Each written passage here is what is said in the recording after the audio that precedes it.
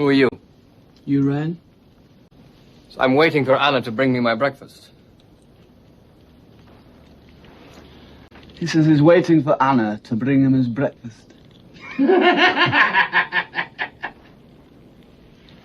It's not possible. I'm going to see what Frau Grubach has to say about this. Listen, I think you better stay here.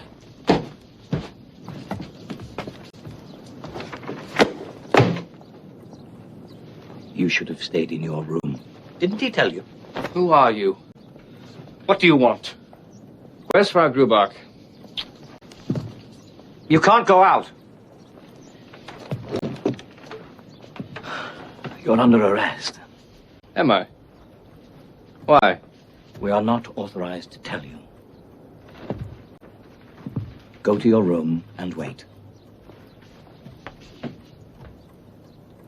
Oh, wait a minute. Let's have a look at this. This is a very nice nightshirt you're wearing, isn't it? It's beautiful. Listen, we're going to take care of that nightshirt for you. You don't mind, do you? We're going to look after all your underwear, in fact. But don't worry. If your case turns out all right, you'll get it all back. You see, it's much better you give it to us than leave it in the depot. If you leave it in the depot, it'll either be pinched or they'll sell it. In any case, you'll never see it again. You'll never see your underwear again. If you leave it in the depot. Excuse me.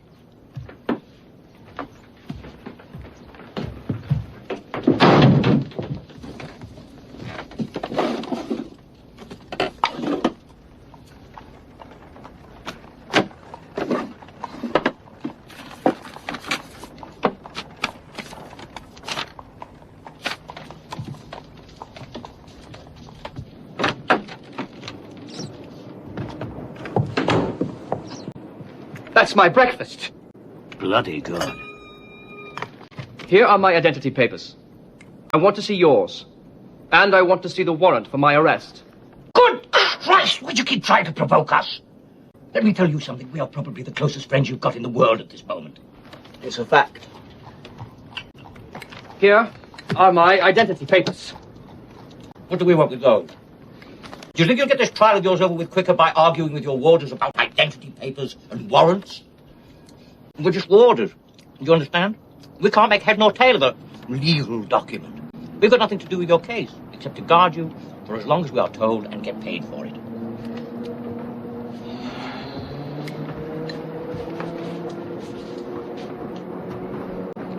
Take me to your inspector. When he tells us to, not before. Listen, why don't you go into your room and sit there quietly? You're going to need all your strength. I can tell you that. But, look, if you want to give us a little money, we're perfectly happy to get you some breakfast from the cafe down the street.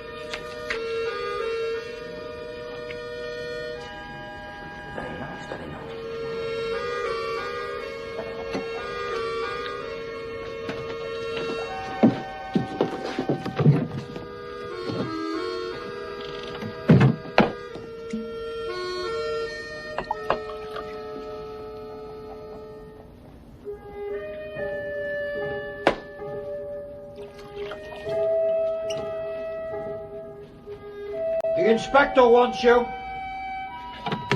At last.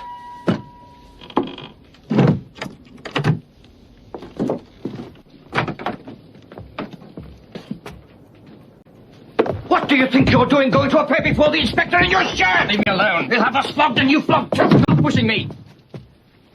Put on a jacket, come on. Ridiculous. Not that. It has to be black. But it's not the official trial yet, is it? It has to be black!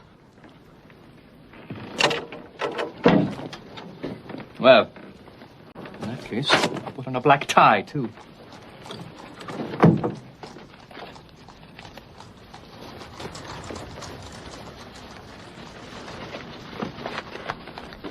Go and tell the inspector that he's getting dressed.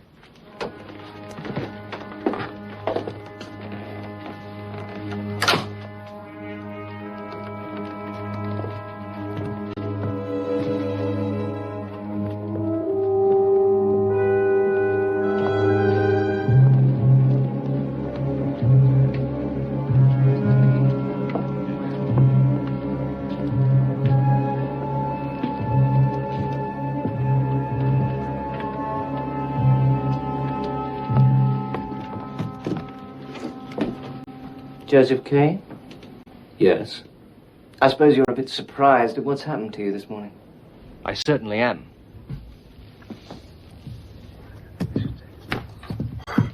I certainly am surprised, but not very surprised. You're not very surprised. I mean, can I sit down? It's not usual. I mean, of course I'm surprised.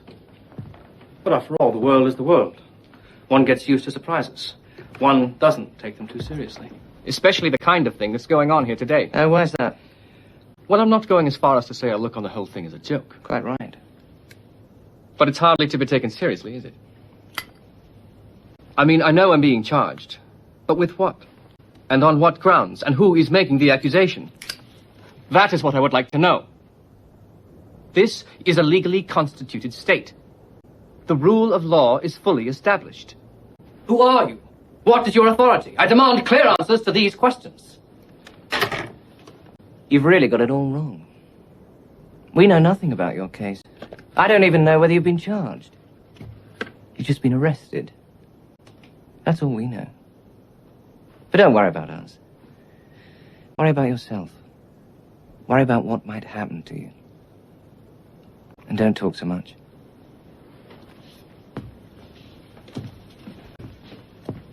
I must phone a lawyer.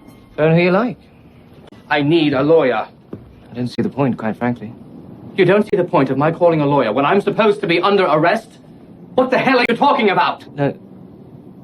All I meant was, I just don't see the point of calling a lawyer. Well then, I won't. No, do if you feel like it. There's a phone in the hall. I saw it. No, I won't. I don't want to. Get away from that window! Look. Why don't we bring this matter to a close? Why don't we shake hands all round and call it a day? I don't see... Can't do that. Can't call it a day, I'm afraid. You can't bring it to a close just yet. But on the other hand, I'm not saying you should give up hope. You're only under arrest, that's all. Well, we're off. You can go to work. You can go to your bank. Go to the bank? How can I go to the bank if I'm under arrest? There's nothing to stop you going to the bank. Then this arrest isn't serious, as I said. That's not for me to say. It's just an arrest. It's not for me to say how serious it is. That's for others. You don't have to go to the bank, of course. Do what you like. But I did arrange for these 3 colleagues of yours to be at your disposal to make your arrival at the bank as inconspicuous as possible. Rabensteiner. Kulich. Kamina. Good morning. I didn't recognize you. What are you all doing here? Oh,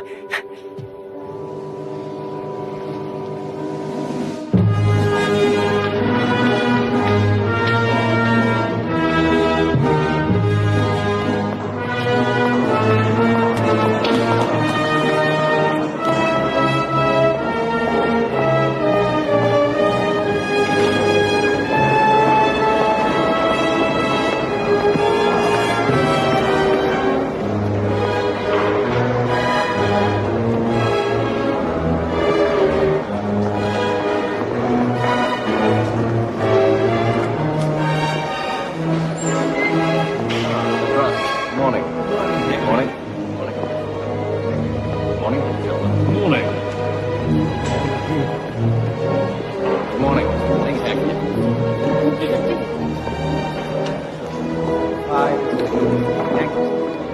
Hi. Okay. Good morning.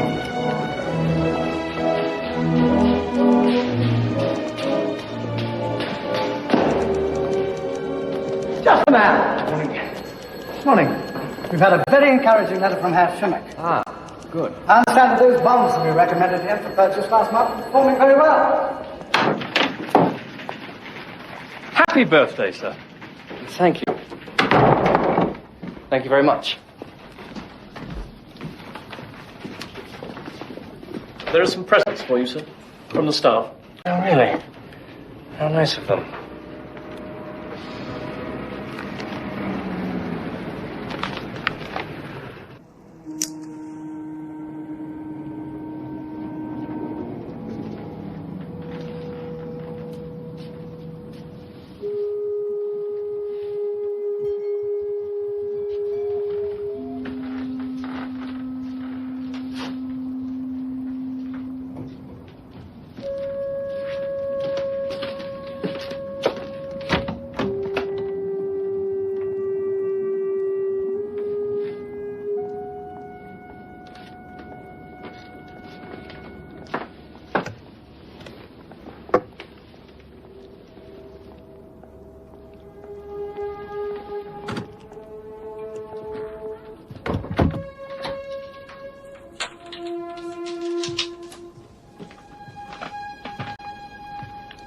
Fräulein Bössner.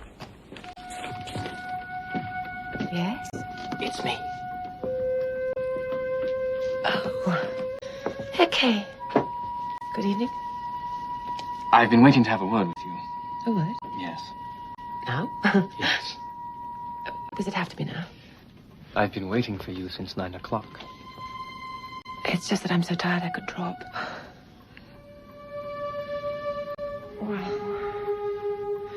if it has to be now, come into my room for a minute. I mean, we can't talk here. People are asleep.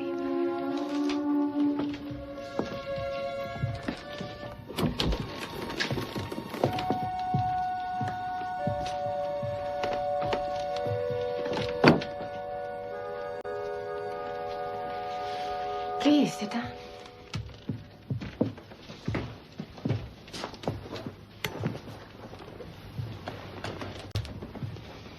So? What is it? This morning, your room was disarranged a little. It was disarranged by other people, but it was partly my fault. I wanted to apologize to you. My room? That's right, yes. How it came about is not worth talking about. Well, surely that's the really interesting part, isn't it? No. No, it isn't. Oh. Well, I don't want to, pry. So... Well, I can't see...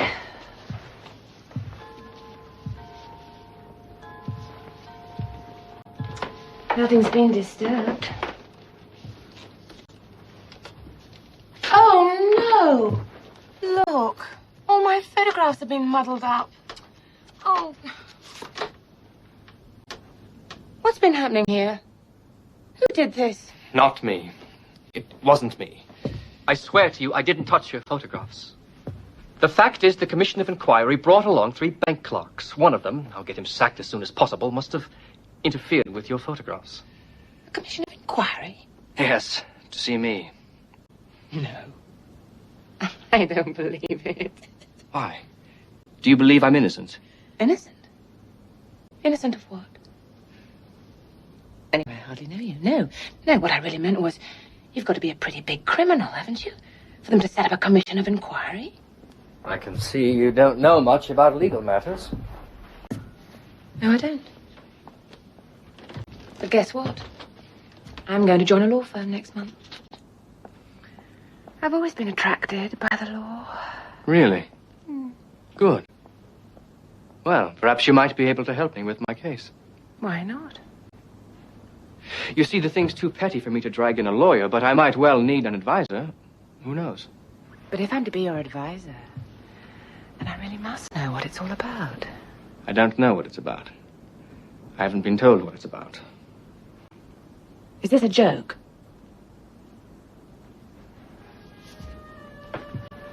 And it's so late. Oh, and I'm so tired. It wasn't actually a commission of inquiry at all. I only called it that because I couldn't think of a better name for it. There was no interrogation. You see, I was merely placed under arrest. What was it like? Horrible. That's too vague. Is it? Shall I show you what it was like then? I'm tired. You came in so late. Yes, well, I didn't know that you were... The inspector was sitting in the middle of this room at your bedside table. The 2 warders sat on the chest. The 3 clerks stood by your photographs. There was a white blouse hanging on that window. Still is. Look, a white blouse. I was awake, wide awake, but the inspector shouts at me as if I'm asleep, as if he's waking me up. He shouts, "Joseph K!" God. Don't be afraid. I'll sort everything out. But who's in there? There's no one sleeping there. It is. My nephew, Frau Grubach's. A captain. I forgot about it myself. Oh, why did you shout? Why did you have to shout like that? There's nothing to be worried about. Oh, please go away. Go on. Please. Go on, please. He can hear everything. Come here.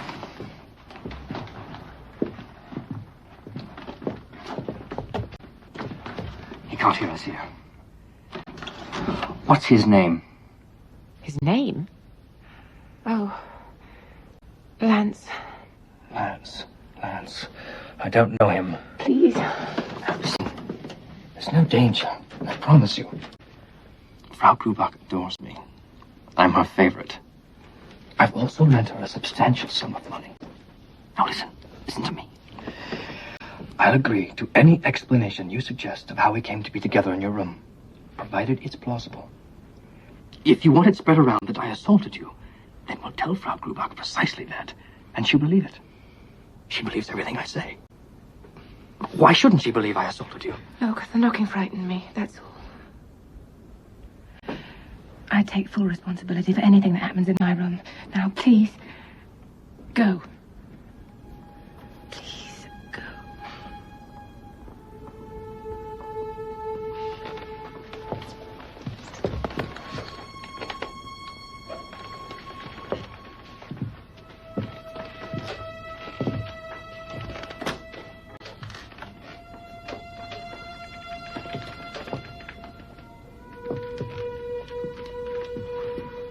Come here. Look. He's listening.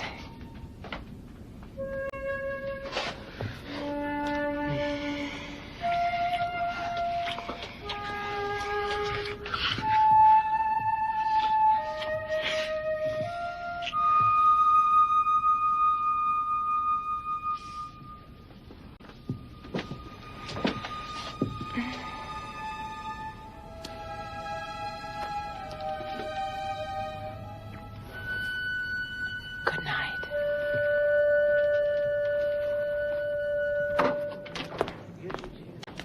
The telephone for you, Herr K.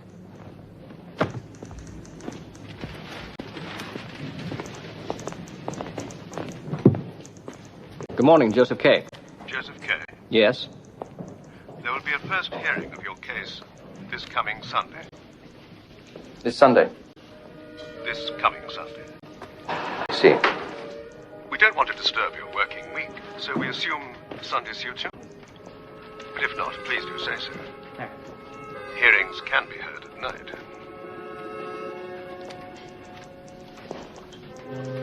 Herr K. Yes. So we assume Sunday suits you. Yes, quite convenient. It is essential that you appear, of course. Absolutely obligatory. Yes, of course. So the date is agreed, which is this coming Sunday. Right. The address is number 48, Juliusstrasse. Juliusstrasse.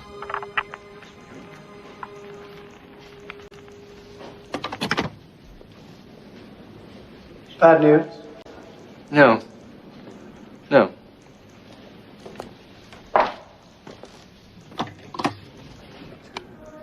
Hello? Hello? Yes, Strauss? Good morning. I have the documents ready for your signature for the proposal on the deposit store in Sirica. No, that'll be no problem. Splendid. I'll get them off to you straight away. Bye-bye. Bye-bye. Someone just rang me up and asked me to go somewhere, but they forgot to say the time. Why don't you ring them back and ask? Oh. It's not that important.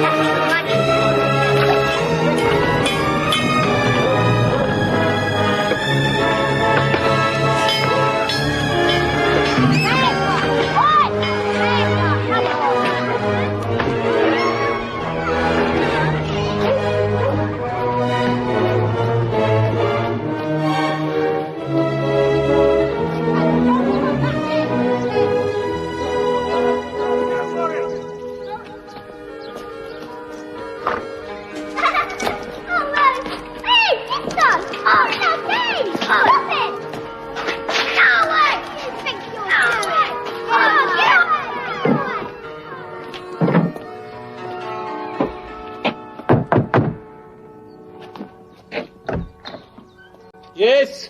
What is it? I'm looking for a plumber called Lance. Plumber called Lance? Yes. Lance. You sure his name is Lance? Now, I'll tell you what. There is a plumber upstairs. At least I think he's a plumber. I mean, that's what he says he is. But I wouldn't swear his name is Lance. I mean, if I had to swear it on oath, I wouldn't swear it. What's the trouble? This man is looking for a man called Lance. He says he's a plumber. Who is? Lance. Yes, there used to be a man called Lance up on the top floor.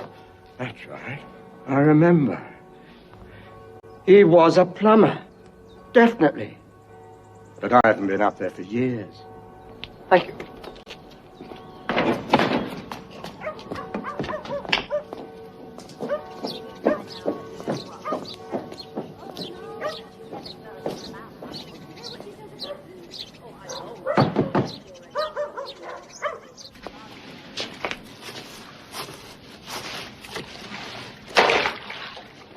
I'm looking for a plumber called Lance. Yeah. In there.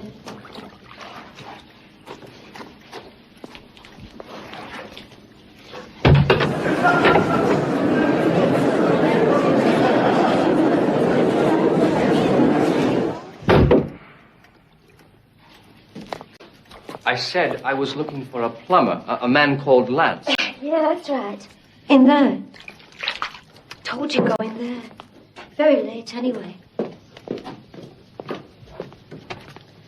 I have to shut the door after you. No one else is allowed in.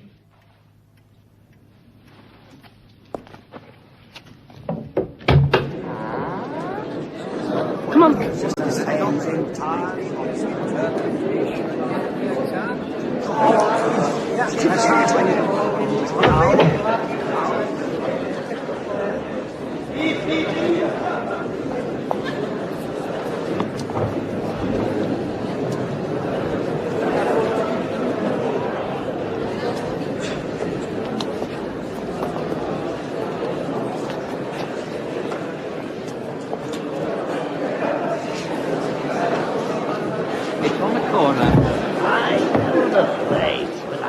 can't travel.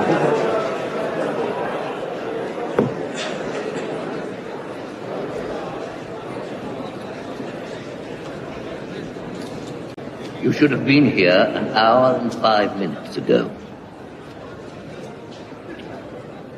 You should have been here an hour and 5 minutes ago. I may be late, but at least I've come.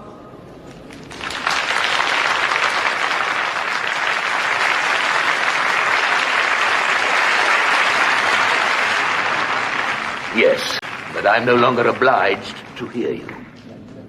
However, I'm willing to make an exception in this case.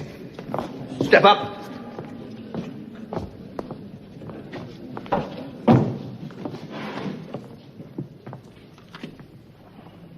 You are a house painter. No. I am senior clerk in a large bank.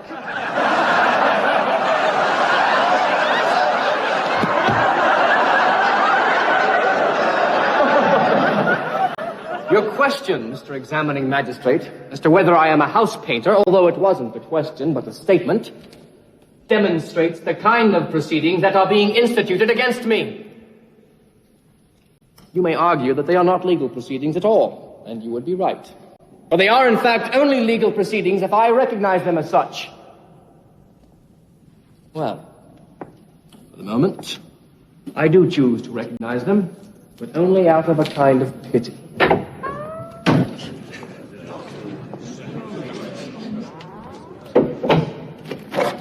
These are the court records. Look at this miserable, smelly, grimy little book. Pathetic. What has happened to me, ladies and gentlemen, is only an isolated incident and of little importance. But it is an indication of the kind of intimidation many people are being subjected to. It is for these people I am speaking, not for myself. Bravo! Bravo! And bravo again! I was arrested 10 days ago. Those who arrested me were at the very best degenerate, arrogant, ignorant, and corrupt. Their every action declared this. They ate my breakfast. They even tried to steal my underwear. Such an arrest is exactly the same as being waylaid by a bunch of louts in a dark alley. No more, no less. The dignity of the law. What a joke! They chain-ganged 3 junior clerks from my bank as witnesses in order, obviously, to damage my public reputation and undermine my position at the bank. I want to remind you that I am quite detached from this whole business, and so I'm able to judge it calmly. There is no doubt that behind all the outward manifestations of this tribunal's authority, there exists a huge organization. An organization which not only employs corrupt warders, stupid inspectors, totally incompetent examining magistrates, but which also makes use of a judicial network of senior officials with a vast and indispensable retinue of servants, clerks, policemen, and other auxiliaries, perhaps even hangmen. No, I'm not afraid to use that word. And what is the significance of this great organization? I'll tell you. It consists of securing the arrest of innocent people and in instituting against them senseless proceedings that usually, as in my case, lead to nothing. Ah! Stop that! Throw them out! Order! Order! Throw them out myself!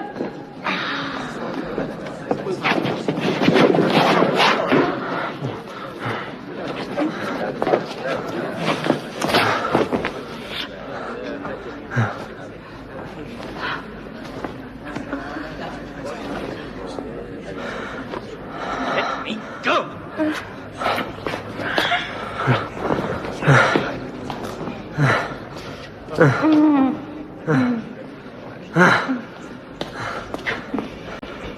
It is my duty to point out to you that you have today thrown away all the advantages that a hearing can afford an arrested man.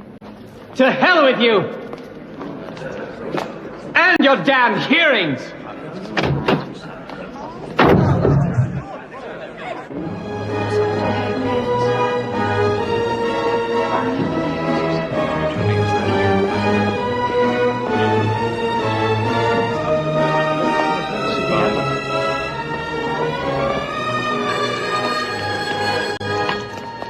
For you, Herr K. Paris Call France. back later.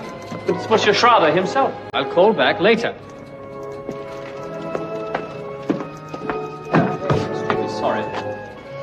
I'll tell him.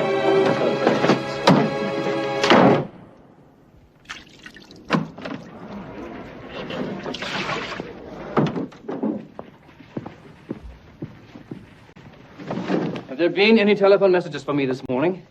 Telephone messages. Yes. Well, Monsieur Schrader from Paris. No. Apart from that. I'm sorry, Herr K. Who from? Who from? From anyone!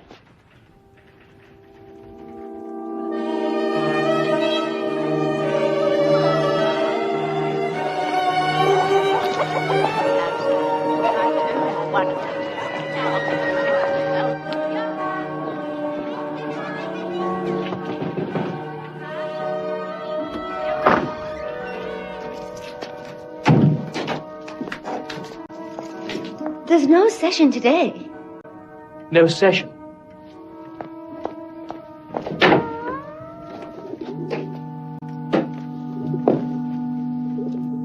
You're right. There's no session. Why didn't they tell me? How can they expect me to know? What are those books on the table? They belong to the examining magistrate. You're not allowed to touch them. Do you want me to give any message to the examining magistrate? Do you know him? Of course I know him. My husband's the court usher.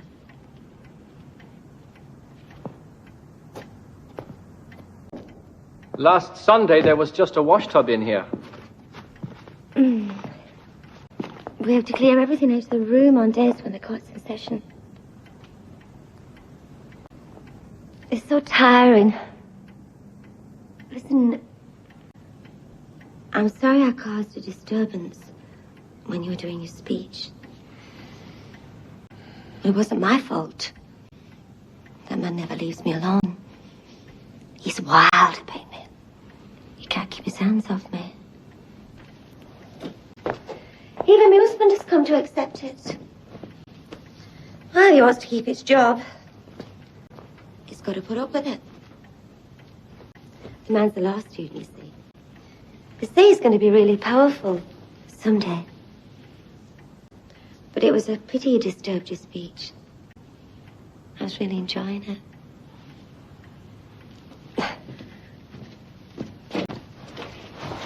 I thought to myself,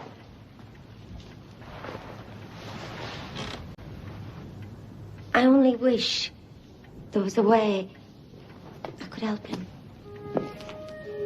There is. How? Let me examine those books in the other room.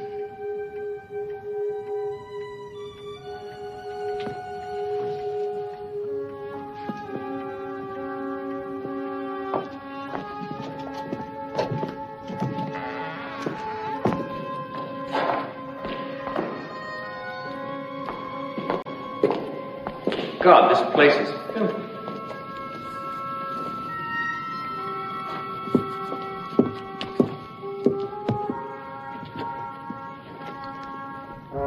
Obscene photographs.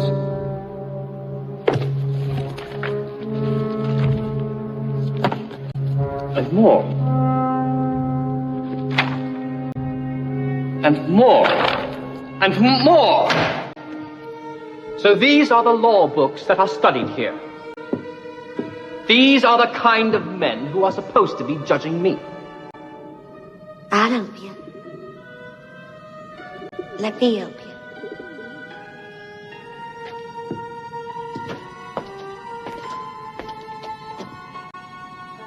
Come.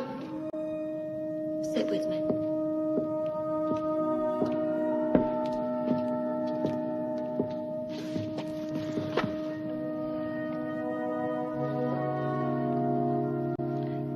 You've got lovely dark eyes, haven't you? Such lovely dark eyes. I don't see how you can help me. To help me, you'd have to know the senior officials well. You only know that little runt, the examining magistrate. He's hardly a senior official. Well, he might be a minor official. But I can tell you, he never stops writing reports. Especially about you.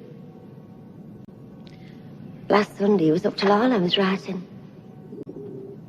I woke up in the middle of the night, and he was looking down at me. My husband was fast asleep. And he whispered to me that he'd never forget the sight of me and me nightie in bed. So you see, he really fancies me. So it means I can influence him. Guess what you sent me yesterday? These lovely silk stockings. Making you believe an examining magistrate would give such beautiful silk stockings to a woman like me. Shh. Bertolt's watching us.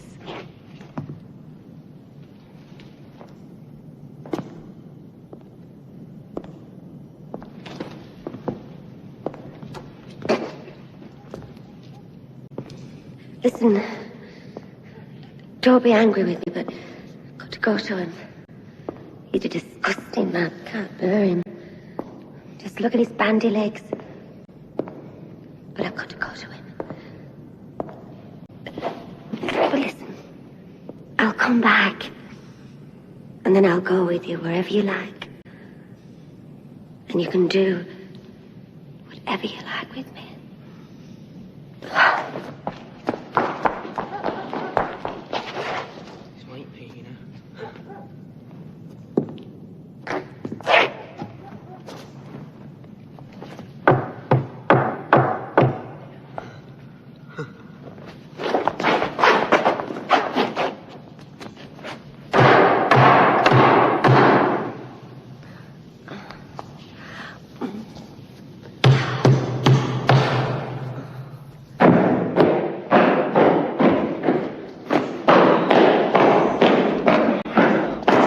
Why don't you get out of here? Not me, sir. You.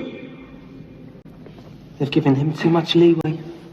He should have been confined to his room. I've been trying to tell the examining magistrate, but it's like talking to a brick wall.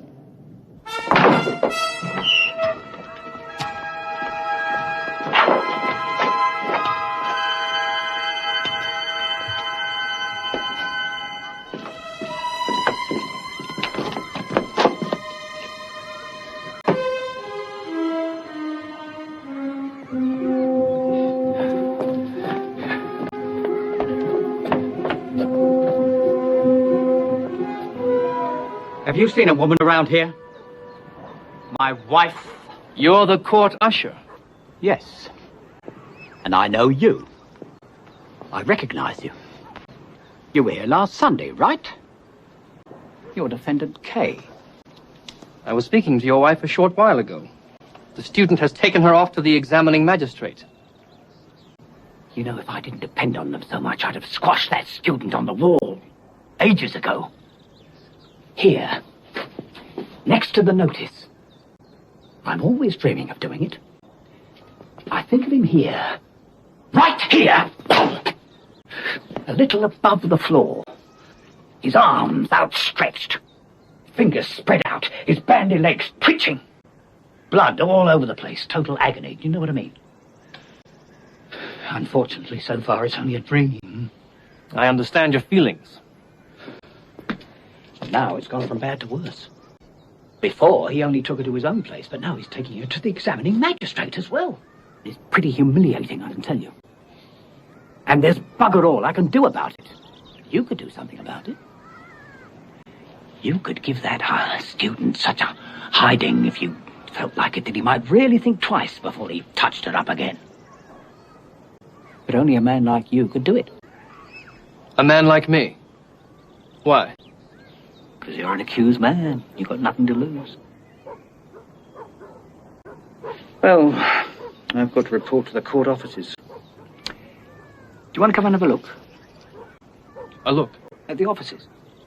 No one will notice. I just thought you might be interested. Yes. Why not?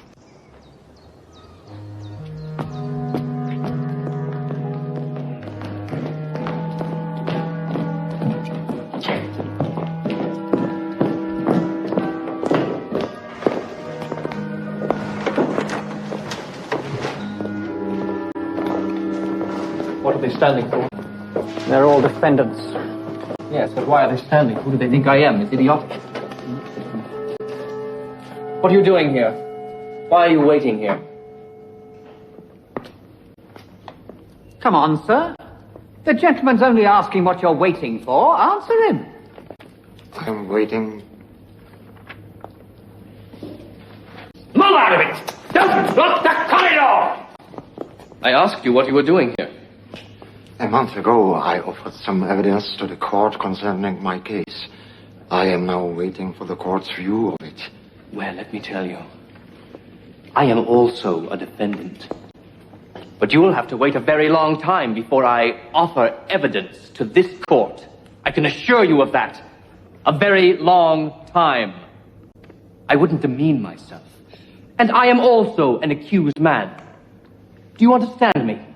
I have offered evidence. What are you saying? Are you saying that you don't believe that I am also a defendant? That I am also an accused man? Oh, yes, yes. No! Tell me the truth. Are you saying you don't believe me? Are you saying you don't believe that I'm an accused man? What are you saying? Speak up! Are you saying you don't believe me?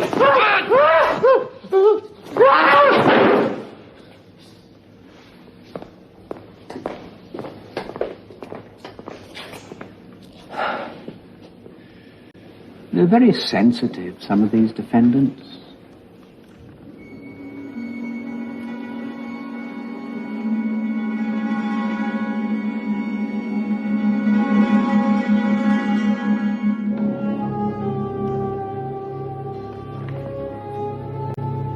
I think I'll go now. You haven't seen everything yet. I don't want to see everything. Actually, I'm tired. I feel tired. Which is the way out? Well, you just go as far as the corner, turn right, straight down the corridor till you reach the door. Can you show me the way? Please. What do you mean?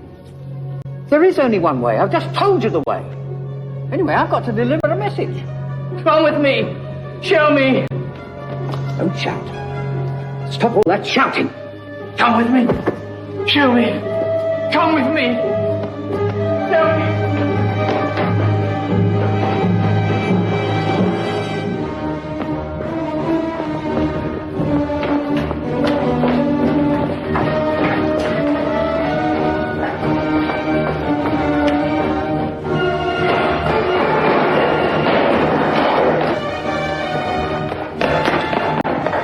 First he wants to go, and then when you tell him 100 times that this is the exit, he won't move.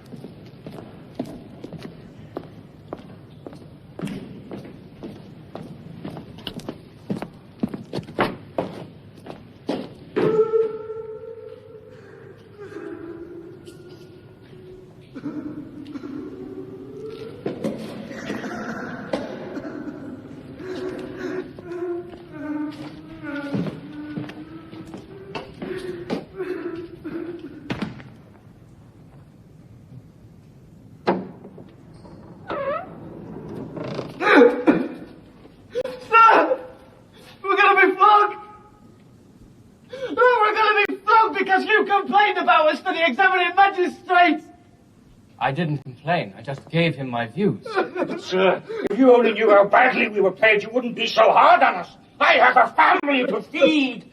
France wants to get married. But I never asked for you to be punished. I promise you. I was only concerned with the principle of the thing. The punishment is well deserved. Don't listen to him. This is a terrible tragedy, sir. Can't you see? We're professionals. We've never fallen down on a job. We had every prospect of promotion. We would have become floggers like him. But now look at us. Can we perhaps discuss this? Is there any chance of... There's no chance. Get your shirts off. Strip. They're talking rubbish. Do you think they would ever have made him a flogger? Don't be ridiculous. Look how fat he is. Do you know how he got so fat? He eats the breakfasts of all those he arrests. He ate your breakfast too, didn't he? I'll tell you something. No man with a belly like that stands a chance of becoming a flogger. That's not true. You let them go. Perhaps we could come to an arrangement. You want to get me flogged as well, do you? No, thanks. Listen. They're blameless. Honestly. It's the organization that's to blame. It's the high officials who are to blame. That's right. That is right. If you were Birching, one of the senior judges, believe me, I would be right behind you. It's my job to flog people I'm told to flog. And that's what I'm going to do.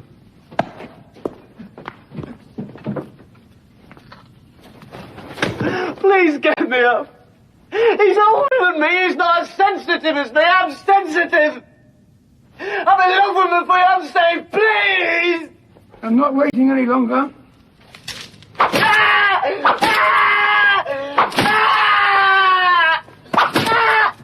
Don't speak.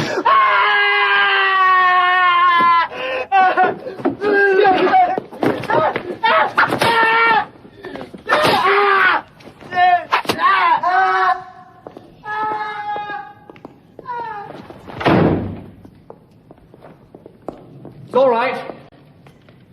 It's me, the senior clerk. Is everything all right?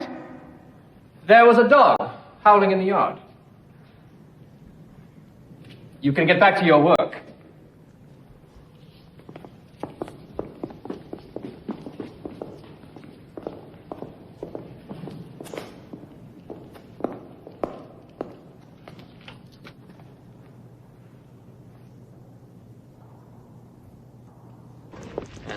Yes, sir. Does it? Uncle, what Is it true? Tell me. Is it true? Excuse us, please. Is it true? I'm asking you. Sit down, Uncle. I'm asking you if it's true. I wish I knew what you were talking about. I am your guardian. Your welfare is of the utmost importance to me. You know that. You're looking out of the window. Sorry, what? Oh, I suppose you've heard something about my trial. Yes, I've heard about your trial. But just that there is a case against you. Not what sort of a case it is. So it is true. Yes, it is. And you can sit there calmly with a criminal case hanging over your head. The calmer I am, the more chance I have. Just tell me what it's all about. Is it something to do with the bank? No, it isn't. Uncle, you're talking too loudly. We'd better go out. Come on.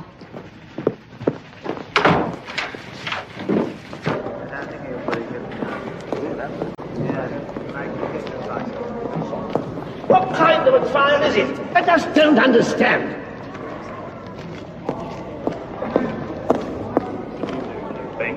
Now I can speak. Speak.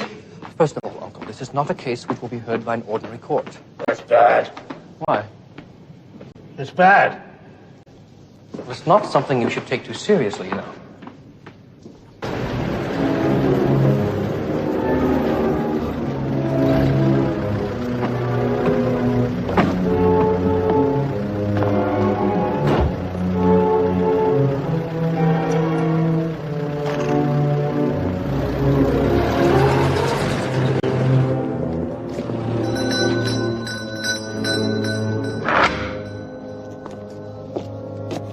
Open up. I'm a friend of the lawyers.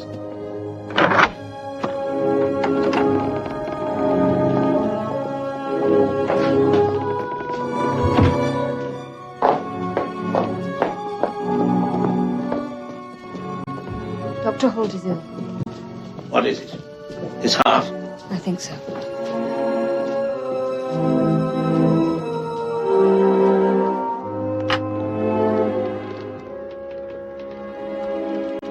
Who is it, Laney? It's your old friend Albert. Oh, Albert. Oh. Not too good, eh? I'm weaker every day.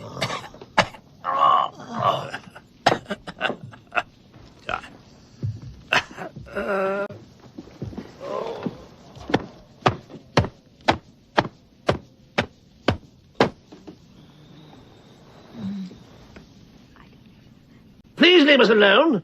I have some personal business to discuss with my friend. Dr. Holt is ill. He isn't able to discuss any business. You damned impertinent bitch! Laney's a good girl. She looks after me. You can say anything in front of her. But it isn't my business, it's somebody else's business. Whose? My nephew. I brought him along with me. Joseph K., senior clerk. Forgive me, I didn't see you. All right, Laney, you can go.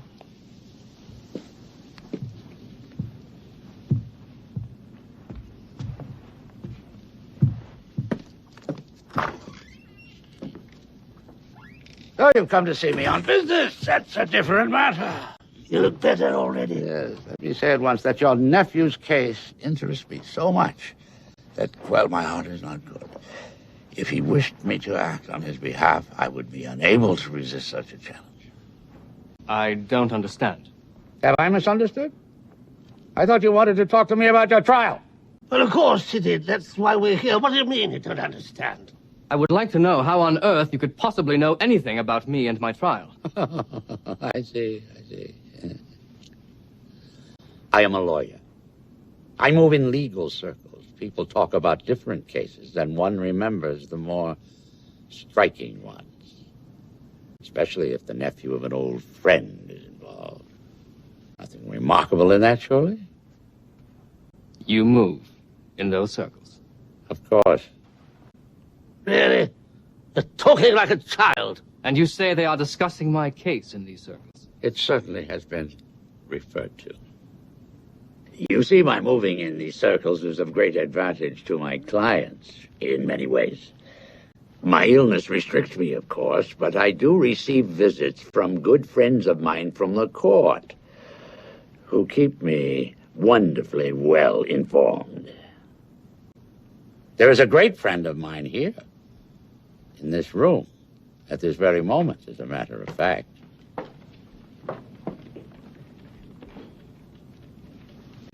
This is my good friend Albert Kay. This is his nephew Joseph Kay. This is the chief clerk of the court. How do you do? How'd you do? How do you do? I must say, it seems to me we might take advantage of the chief clerk's presence to ask his advice in the matter of your case. A heaven-sent opportunity. Heaven sent. If I can be of any assistance. Splendid. Let us draw up chairs.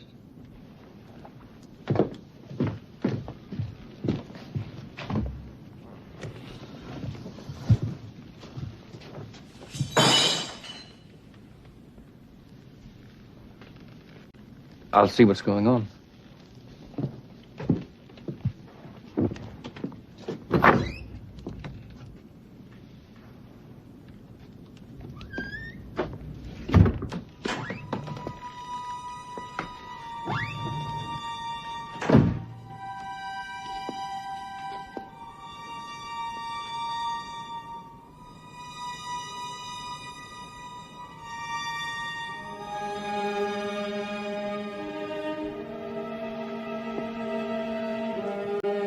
It's all right.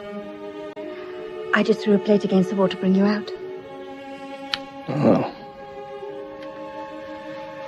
Come here.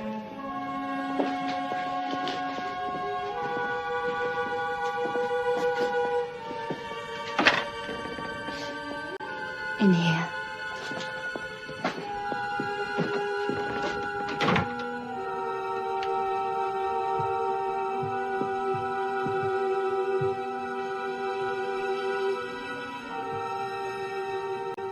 I thought you'd come to me without me having to get you out. You couldn't keep your eyes off me in the bedroom, could you? Yet you kept me waiting. I had to listen to the old men rambling on. Couldn't just run off without an excuse. The fact is, you didn't like me. And you probably still don't like me. Even now. Do you want to know what my name is? What is it? Laney.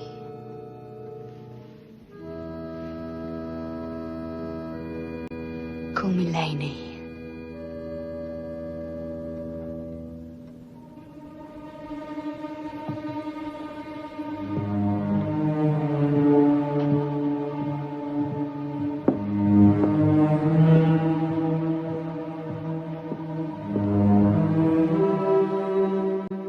Can't you think of anything else except your trial?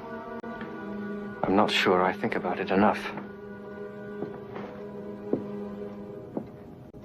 I've heard you're too inflexible. Who said that? Don't be so inflexible. There's no way you can defend yourself against this court.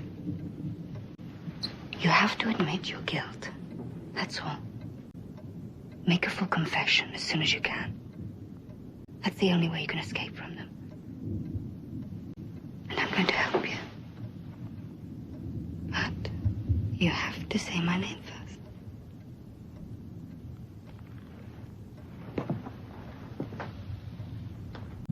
Laney. It's nice.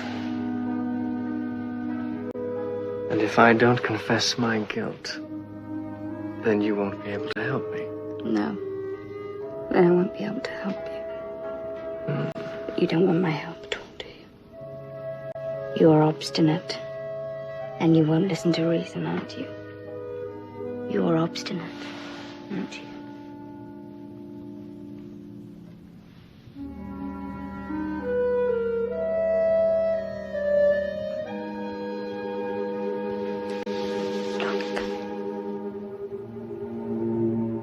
I've got a physical defect.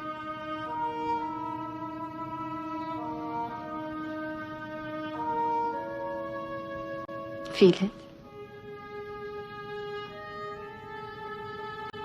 Extraordinary.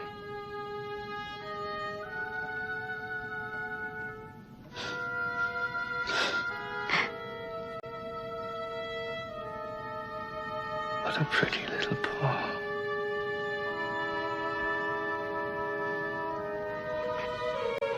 Kiss me.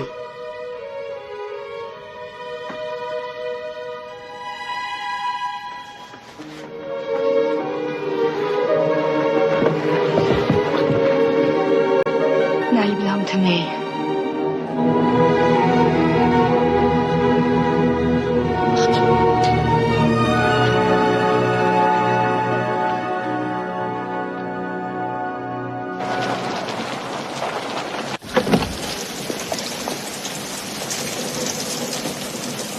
Come whenever you want.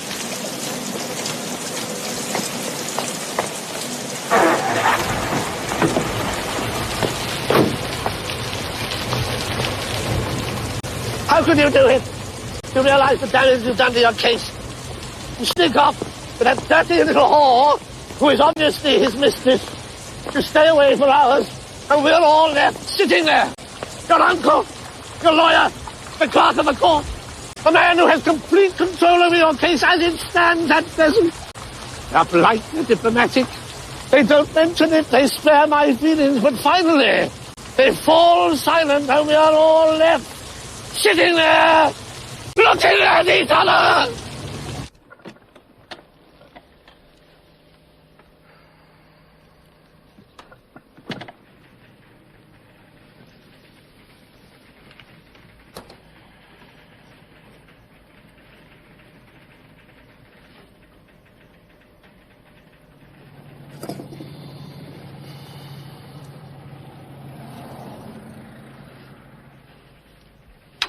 And may I say in all humility that you are fortunate in your choice of lawyer.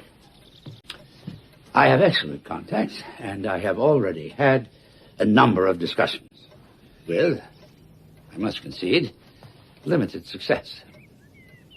Some officials have expressed favorable opinions. Others, much less favorable. The chief clerk of the court, of course, to whom you behave so unwisely, refuses for the time being to be at all moved by your plight. But on the whole, I would say the outlook is moderately cheery. Nothing is totally lost. And if we can win over the clerk of the court to our side, we can await subsequent developments without any qualms. I propose that I write a short account of my life. A survey of my life from every conceivable angle, recalling the minutest actions and events. An onerous task, I agree, but I believe it should be done, and that the advantages of such a defense are indisputable. I intend to hand this defense into the court myself. What you say is madness.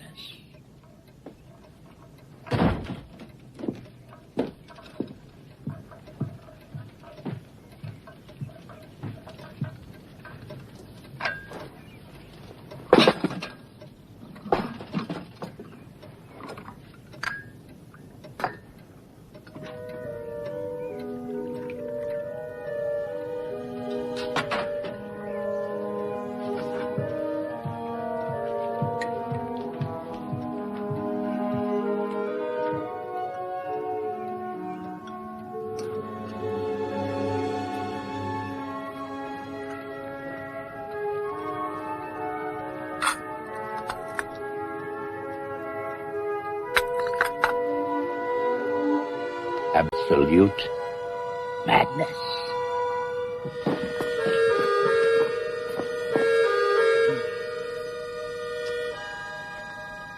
There's a painter called TRST. He paints for the court. He paints the judges. Go to see him.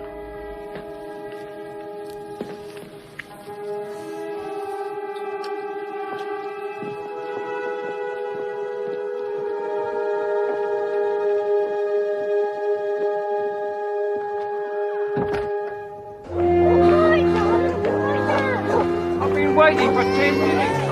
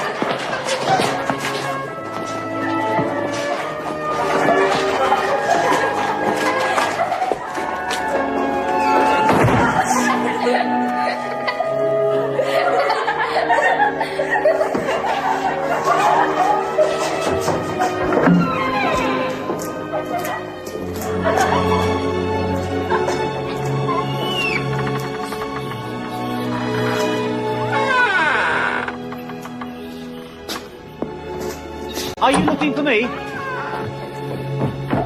Come in. Come in.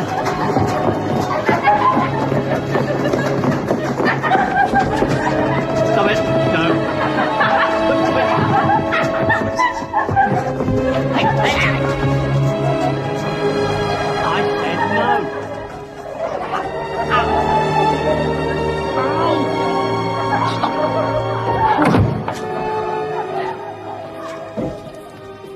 I am the painter, TRST. You seem to be very popular. Ah, those girls. They're a damn nuisance. They get everywhere. Last night I found one of them under my bed. TRST, can we come in now? No. What about me? Just me. A girl called Laney gave me your name. I know Laney. She says you are trusted by the court. I certainly am trusted by the court. She's quite right. I take it you're an accused man. Yes, I am. And you'd like some help from me? If that's possible. Let me ask you a question. Are you innocent? Yes. I am completely innocent. I see. Well, if you're innocent, the whole thing's very simple. Is it? Yes. Yes, of course. But you are definitely innocent. Definitely. Well, that's the main thing. But I understand that once the court has made an indictment, it is firmly convinced that the accused is guilty, and can be budged from that conviction only with great difficulty. With great difficulty? Can't be budged at all. The court can never be budged. Titorale, is he going to go soon? Are you going to paint him? Don't paint him. He's so ugly. Keep quiet. If you don't keep quiet, I'll throw you all down the stairs.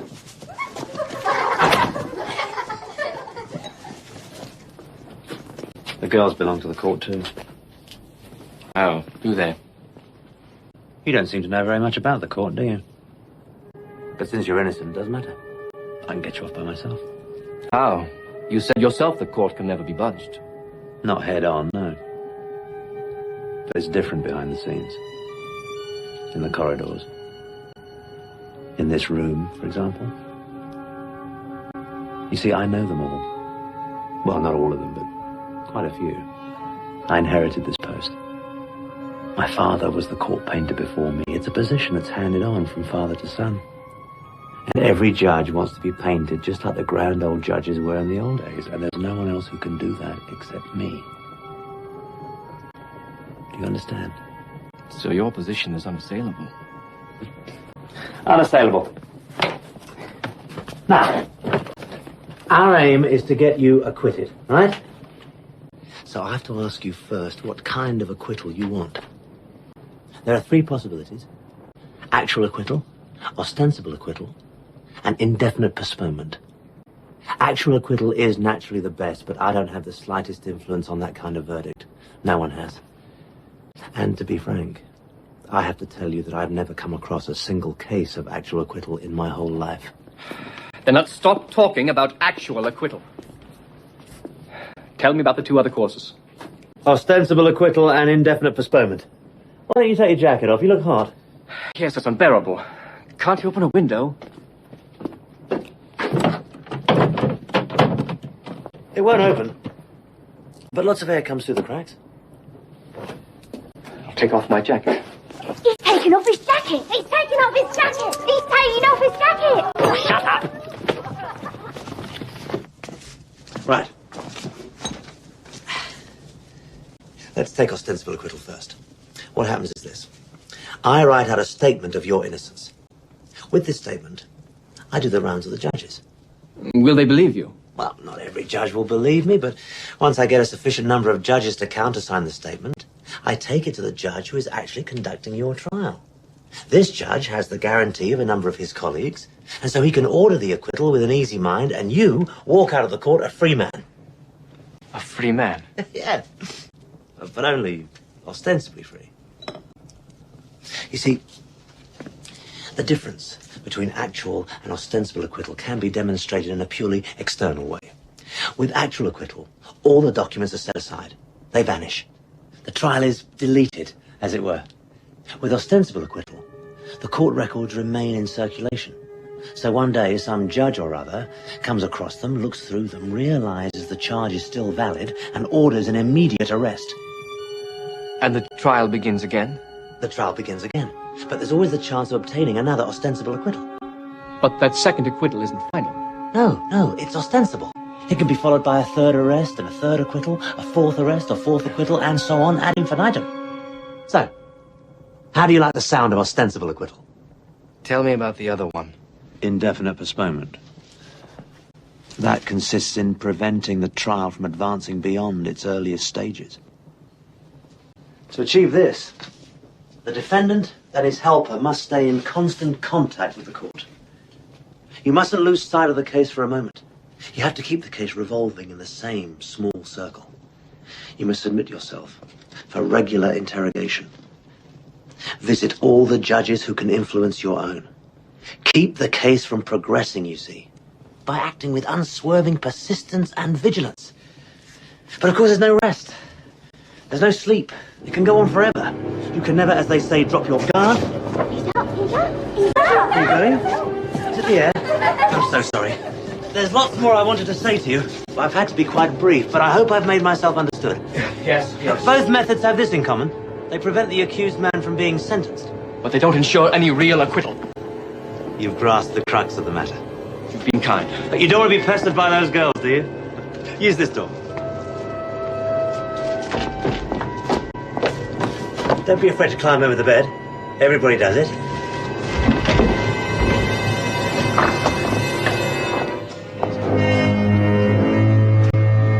What's this? What's this? This? It's the court offices. Why are you so surprised?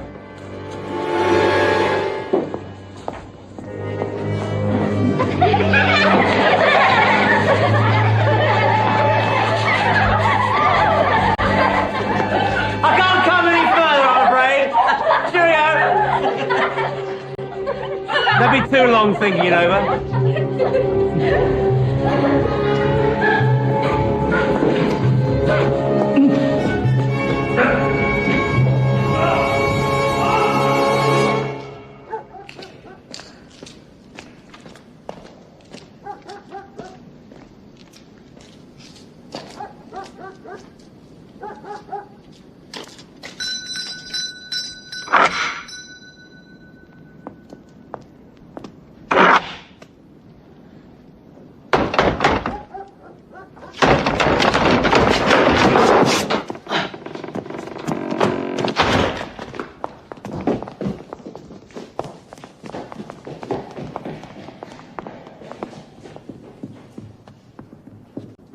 Do you work here?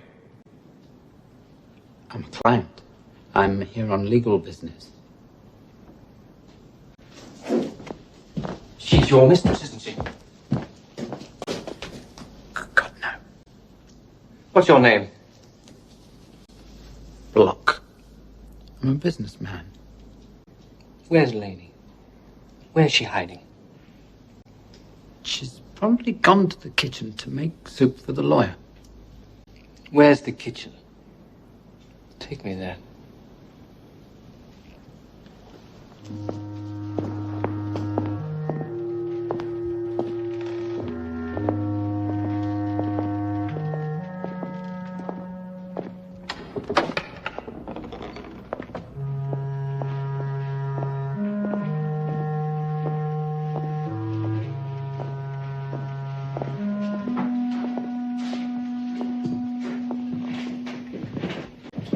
Good evening, Joseph. Good evening.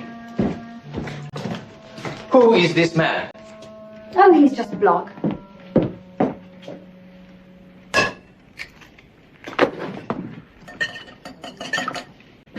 You were in your chemise. Is he your lover? Answer me! Come into the study, and I'll explain everything. No. Explain here. Is he your lover? Joseph, you're not going to be jealous of Block. Prudy, I'm under suspicion. Say something. Beats me how you can be jealous of me. Yes, it beats me too. Do you want to see the lawyer? Shall I announce you first? Or take him his soup first? Announce me first.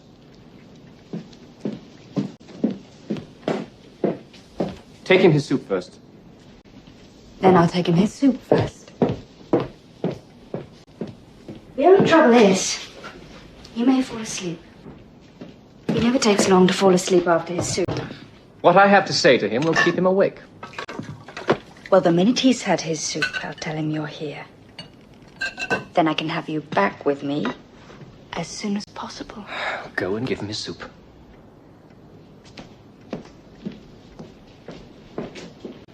Get on with it. Do be nicer. Please.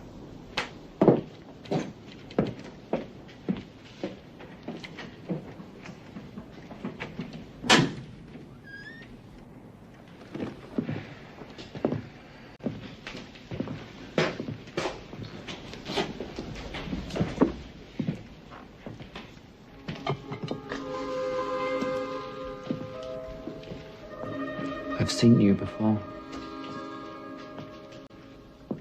saw you in the court offices some time ago. Oh, did you? I was sitting in the passage when you went through. Yes, I was there some time ago. I'm there practically every day. Tell me, do you remember that everyone stood up when I came in? Why did they do that? Did they think I was a judge? No. No, not at all. We were standing up for the usher. We knew you were an accused man. Oh. But then, perhaps my behavior struck you as arrogant. On the contrary. What do you mean? Well, the court is full of superstitions, and one of these superstitions going the rounds is that you can tell from a defendant's face, particularly the outline of his lips, what the outcome of his case will be, and those people there on that day maintain that judging by your lips, you were certain to be convicted, and pretty soon at that, so we didn't think you were arrogant. We thought you were deluded, and so we felt pity for you. My lips? I can't see anything special about my lips. Can you? Absolutely nothing at all. Superstitious rubbish. Aren't you sitting close together, you two? Like old pals.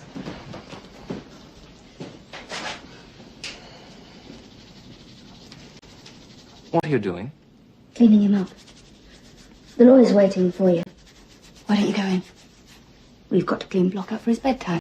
Bedtime? What bedtime? Block's bedtime. He often sleeps here, don't you? He sleeps here? Not everyone's like you, Joseph. Allowed in to see the lawyer any time they like. Look, it's 11 o'clock, and the lawyer's happy to see you. Block's not so lucky, are you? You know, sometimes I announce him, and he doesn't get in to see the lawyer until 3 days later. And if he's not on the spot when he's called for, he has to be announced all over again. That's why I've let him sleep here. Because it's even happened that the lawyer's rung for him in the middle of the night. As time goes by, one becomes very dependent on one's lawyer. How much time has gone by in your case? 5 years.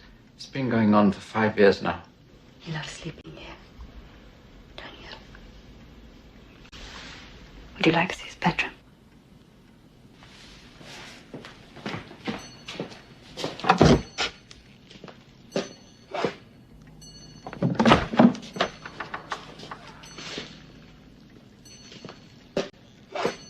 So you sleep in the maid's room?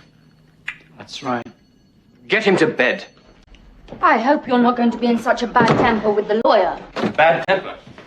Not at all. I'm simply going to tell him that I'm dismissing him.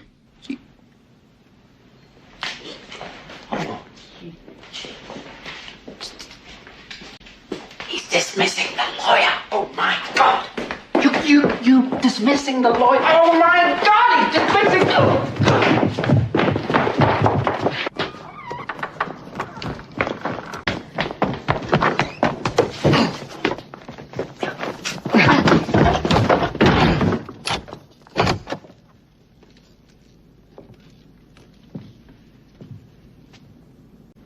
I've been waiting for you. I'm going in a moment. I shan't let you in another time as late as this. That suits me. Sit down. If you wish me to.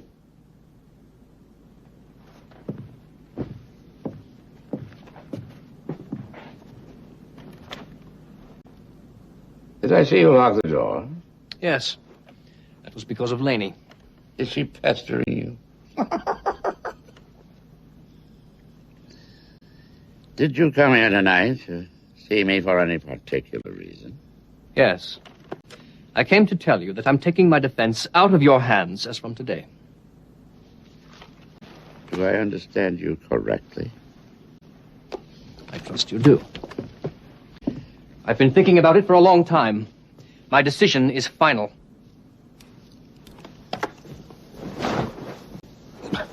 You'll get a chill.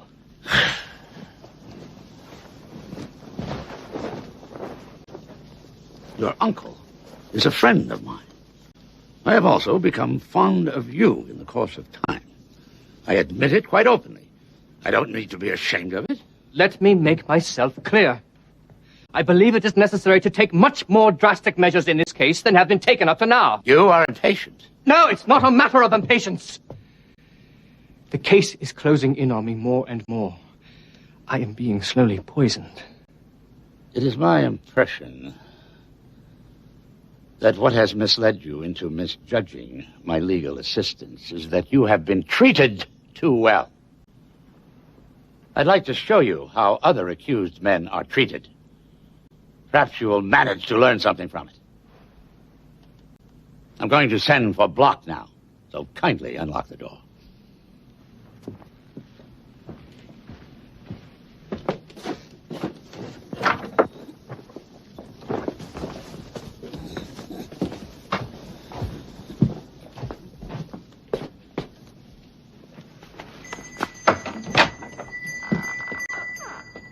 Bring Block here. Block, the lawyer wants you.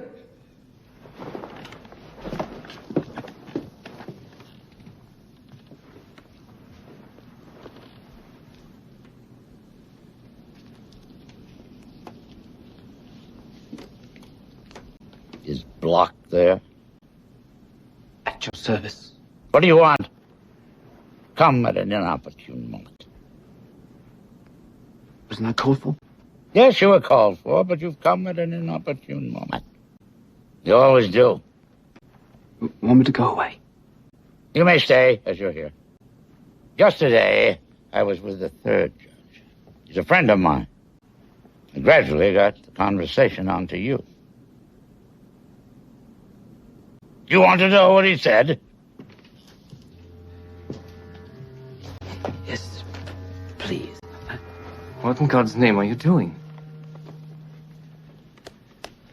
I'm kneeling, Dr. Holt.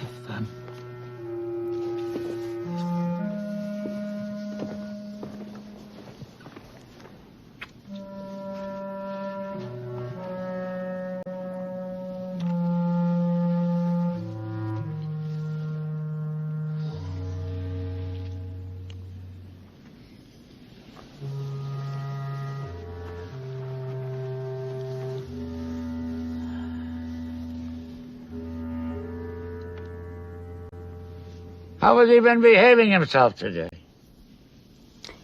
He's been quiet and industrious. What's he been doing? Well, so that he wouldn't disturb my work, I locked him in his room. And I peeked through the gap in the door every so often, and he was always kneeling on his bed reading the papers you gave him. He was reading all day. He was doing his best, I know he was. And it wasn't until 8 o'clock that I let him out to give him something to eat. You're praising him. Which makes it even more difficult for me to say what I have to say. What the judge said was not favorable. Not favorable? Not favorable. But how can that be? He didn't even like it when I started to talk about Block. Don't talk to me about Block, he said. Well, he's my client, I said. You're wasting your time, the judge said. I said, of course, personally, he's quite awful. His manners are horrible and is dirty. But as far as organizing a legal case is concerned, he's irreproachable. I was exaggerating on purpose. But to no avail. I'm now forced to repeat what the judge then said.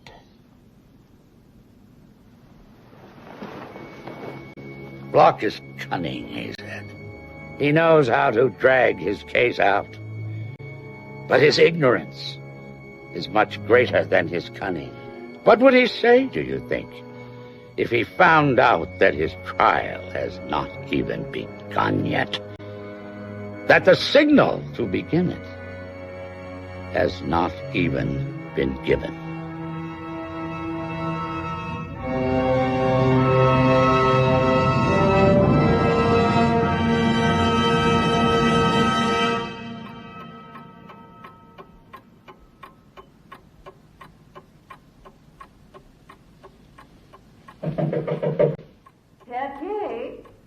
There's a telephone call for you.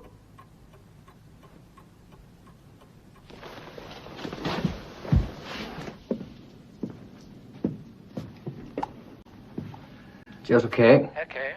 This is Herr Diamond. From the bank. Oh, good evening, Herr Diamond. You know, of course, the Italian firm, Citari.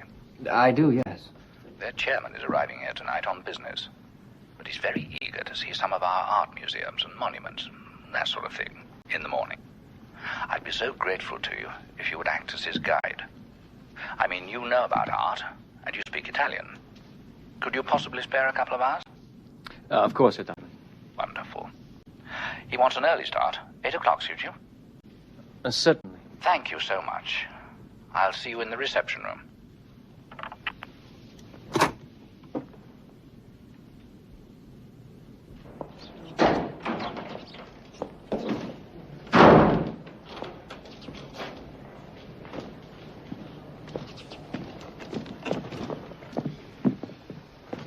Signor Rossi, Joseph K. Joseph K., Signor Rossi.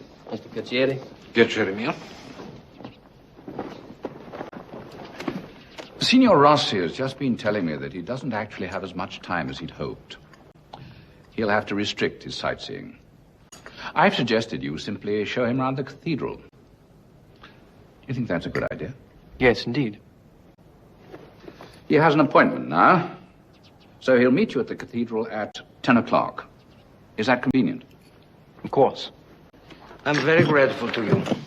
I look forward immensely to see you at the cathedral at 10 o'clock. A tra poco allora.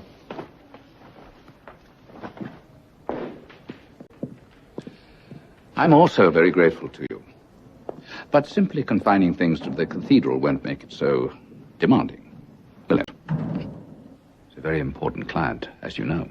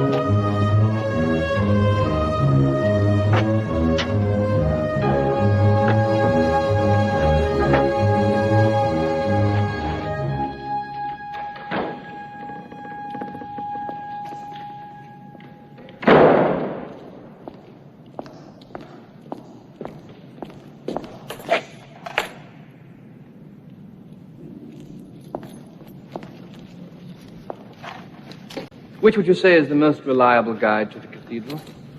This one. Thank you. How much is this? 1 krona. Thank you.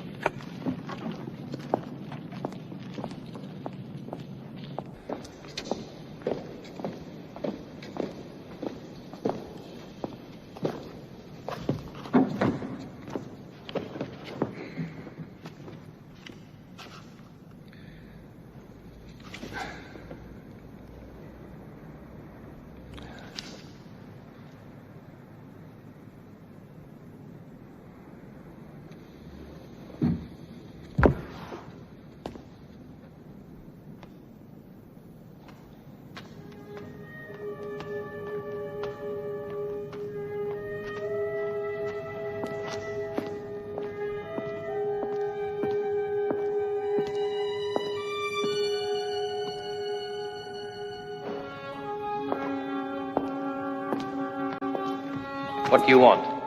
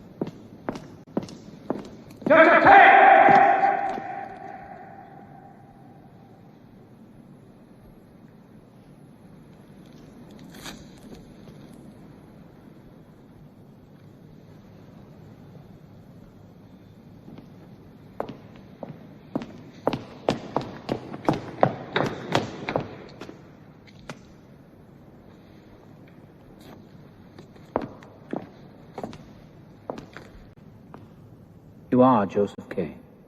Yes. You're an accused man. Yes, so I've been informed. And you are the man I'm looking for. I am the prison chaplain. Oh, are you? I had you summoned here to have a talk with you. No, that's not accurate.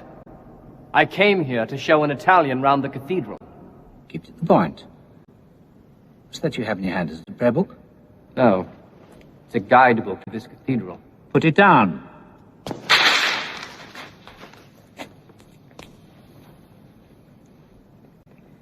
You know that your case is going badly. I have that impression. How do you think it will end? I don't know. Do you? No. But I fear it will end badly. Your case may not get beyond the lower court. You are considered to be guilty. But I am not. And anyway, how can any man be called guilty? We're all human beings, aren't we? One human being is just like another. That's true. But that's how all guilty men speak. So you're prejudiced against me, too? No, I'm not prejudiced against you. Thank you.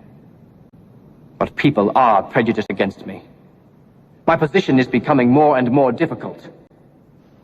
You don't seem to understand the essential facts. The verdict does not come all at once. Proceedings gradually merge into the verdict. So, that's how it is. What do you plan to do next? Get more help. You ask for too much help from other people, especially women. Don't you see? That is not the kind of help you need. Oh, I don't know.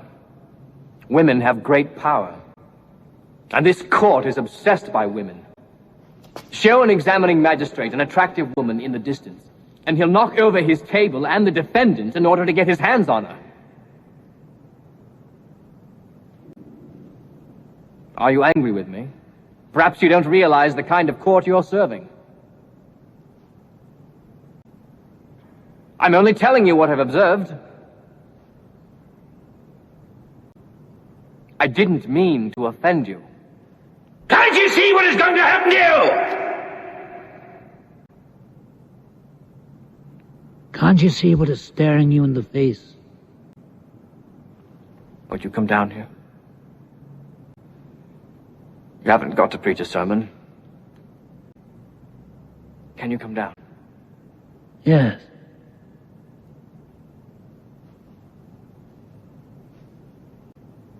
Yes, I can come down now.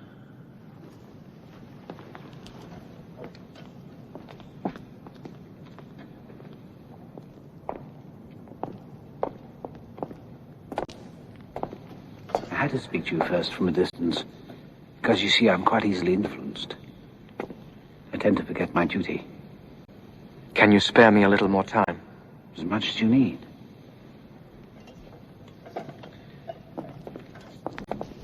You're being very kind to me. I appreciate it. You're an exception among those who belong to the court. I feel I can speak freely to you. I trust you more than any of them. Don't delude yourself. How am I deluding myself? You're deluding yourself about the court. In the writings which preface the law, it says about this delusion, before the law stands a doorkeeper. A man from the country comes up to this doorkeeper and begs for admission to the law. But the doorkeeper tells him that he cannot grant him admission now. The man ponders this and then asks if he will be allowed to enter later. Possibly, the doorkeeper says, but not now. Since the door leading to the law is standing open, as always, and the doorkeeper steps to one side, the man looks through the door. And seeing this, the doorkeeper laughs and says, "If it attracts you so much, go on and try to get in without my permission. But you must realize that I am powerful. I am only the lowest doorkeeper. At every hall, there is another doorkeeper, each one more powerful than the last. Even I cannot bear to look at the third one." The man from the country had not expected difficulties like this, for he thinks surely the Law is meant to be accessible to everyone, always. But when he looks more closely at the doorkeeper, in his fur coat with his great sharp nose and his long, thin, black tartar beard, he decides it is better to wait until he receives permission to enter. The doorkeeper gives him a stool and allows him to sit down to one side of the door. And there he sits, day after day, year after year. During all these long years, the man watches the doorkeeper almost continuously. He forgets the other doorkeepers. This first one seems to be the only obstacle between him and admission to the law. During the first years, he curses his ill luck aloud. But later, when he gets old, he only grumbles to himself. He becomes childish. And since he has been scrutinizing the doorkeeper so closely for years that he can identify even the fleas in the doorkeeper's fur collar, he begs these fleas to help him to change the doorkeeper's mind. But in the end, his eyes grow dim. He can no longer tell whether it is really getting darker around him, or whether it is just his eyes deceiving him. But then he glimpses in the darkness a radiance glowing inextinguishably from the door of the law. He isn't going to live much longer now. Before he dies, all his experiences during the whole period of waiting merge in his head into one single question, which he has not yet asked the doorkeeper. As he can no longer raise his stiffening body, he beckons the doorkeeper over.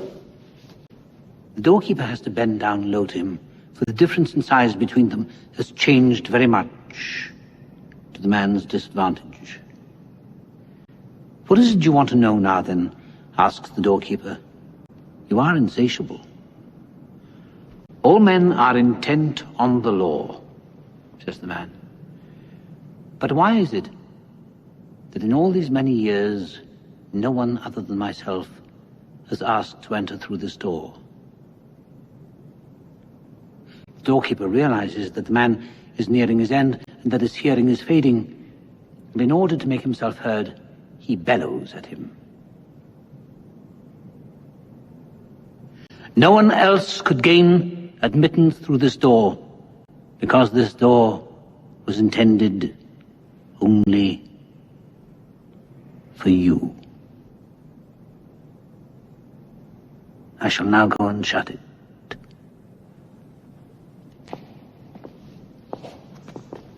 The doorkeeper deceived the man. Don't be too hasty. It's obvious. The doorkeeper didn't tell the man the truth until it was too late. He wasn't asked the question until then. And remember, he was only a doorkeeper. But he had power. And he used it to destroy the man. He's a criminal. He should have been dismissed. You've missed the point. The scripture is unalterable. Aren't we near the main entrance? No, we're a long way away. Why? Do you want to go now? Yes, of course I want to go. I have to go. I'm a senior clerk at a bank. They're expecting me. I only came here to show a business associate from abroad around the cathedral. Well then, go. I don't think I can find my way alone in the dark. Just keep to the wall on your left. Keep right along that wall. You'll come to a door. Wait. Please, wait.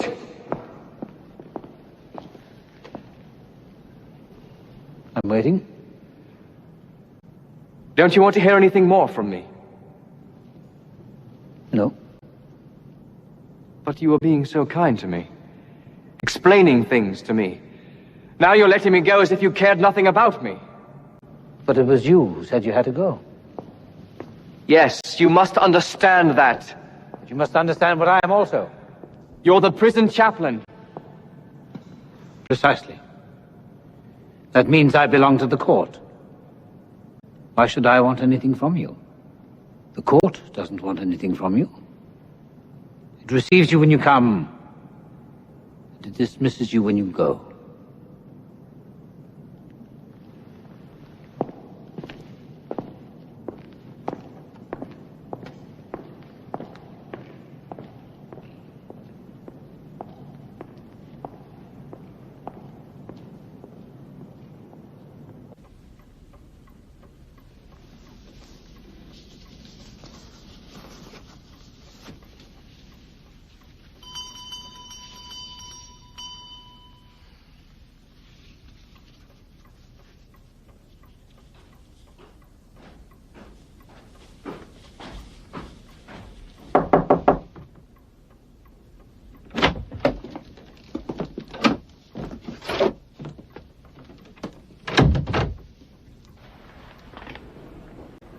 You've come for me.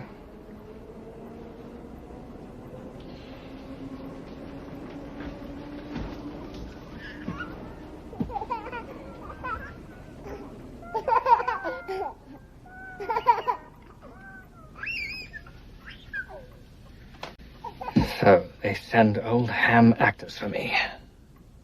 They're trying to get rid of me on the cheap. What theater are you playing at? Theater? Oh, well. Let's get on with it.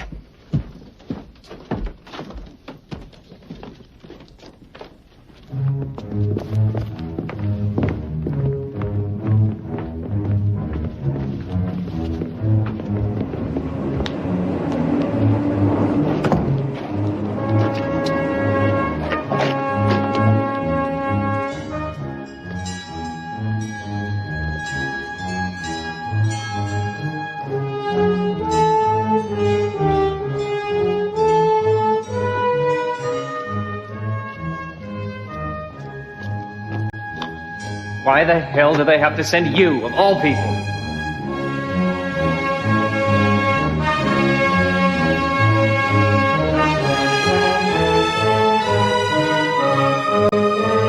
That's it. I won't go any further. You're gonna have a hard job of it, you know?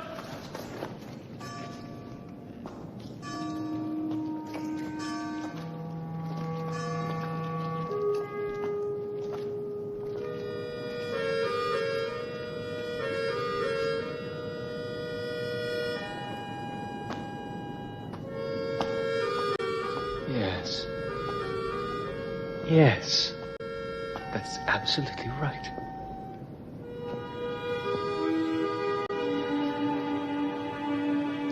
All I can do now, you see, all I can do now is to keep my mind calm and discriminating. I'm not going to leave this life like a raging idiot.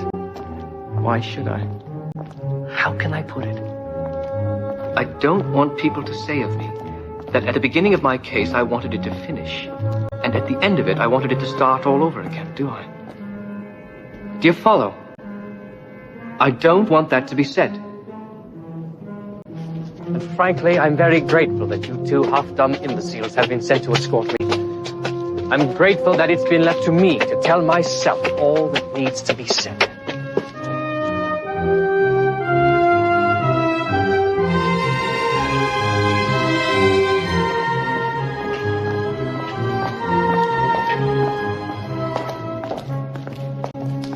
One moment.